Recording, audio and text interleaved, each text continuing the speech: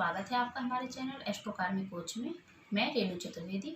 आज हम बात करेंगे पापकर्तरी योग के बारे में। पापकर्तरी योग क्या होता है और ये कुंडली में किस तरह प्रोडक्ट किया जाता है।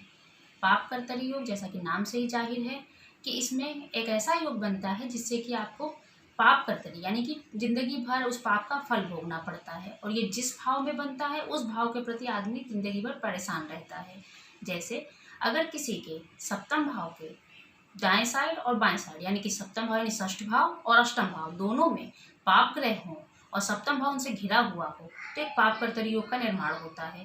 ऐसा किसी भी भाव में हो सकता है, दसम भाव में यानी दसम भाव में नवम भाव और 11वें भाव दोनों में अगर पाप ग्रह हो तो पापकर्तरी योग का निर्माण हो जाता है। इसी तरह से कुंडली के किसी भाव के दोनों साइड में अगर पाप ग्रह हो तो पापकर्तरी योग बनाते हैं। अब इनका परिणाम क्या होता है इसके बारे में बताते हैं। पापकर्तरी योग जब होता है तो उसका परिणाम ये होता है कि कुंडली में आपको जीवन में जिस भाव में होता है उस भाव से आप पीड़ित हो जाते हैं। जैसे सप्तम भाव में है तो वैवाहिक जीवन में दिक्कत, साझेदारी में दिक्कत। 11th हाउस में हो रहा है तो 11th हाउस में होने से आपके धन में आगमन में दिक्कत, आपके लाभ में दिक्कत, बनते बनते काम बिगड़ जाते हैं, पैसे आते आते रुक जाते हैं, पैसे आना कम हो जाते हैं।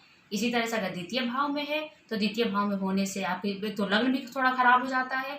और दूसरी बात है कि आपको पैतृक संपत्ति नहीं मिलती, चल अचल संपत्ति में दिक्कत आती है।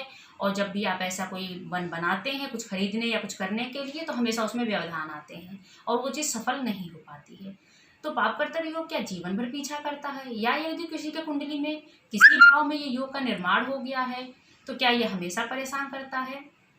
नहीं, इसका भी एक उपाय हम आपको बताते हैं। पापकर्तरी योग में जो ग्रह आपको उसके पीड़ित कर रहे हैं, अगर उस ग्रह का समाधान किया जाए, उस ग्रह की पूजा की जाए, उस ग्रह का मंत्र जाप किया जाए तो इससे राहत मिलती है। उसमें भी अच्छा एक होता है सोमवती अमावस्या के दिन अगर आप पूजा करते हैं तो सभी तरह के ग्रहण दोष, पापकर्तरी दोष और इस तरह से बने हुए अन्य दोषों का भी समाधान हो जाता है। सोमवती अमावस्या के दिन, जो सोमवार के दिन पड़ने वाली अमावस्या को कहा जाता है, ये साल में 2 या 3 और मैक्सिमम 4 पड़ जाते हैं।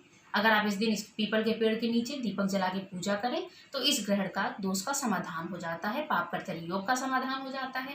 क्योंकि पापकर्तरी योग जिसकी भी कुंडली में होता है उसे कभी ना कभी जीवन में एक बार बहुत अधिक दरिद्रता का मुंह भी देखना पड़ता है। ये मैं आपको डराने के लिए नहीं बता रही हूँ, ये सिर्फ ये योग है जिसका समाधान भी है और जिसको उपाय करने से आप बहुत हद तक इससे बच भी सकते हैं। तो अगले कुंडली में हम आपको धन योग और दरिद्र योग के बारे में बताएंगे। अगले वीडियो को जरूर देखें। नमस्कार।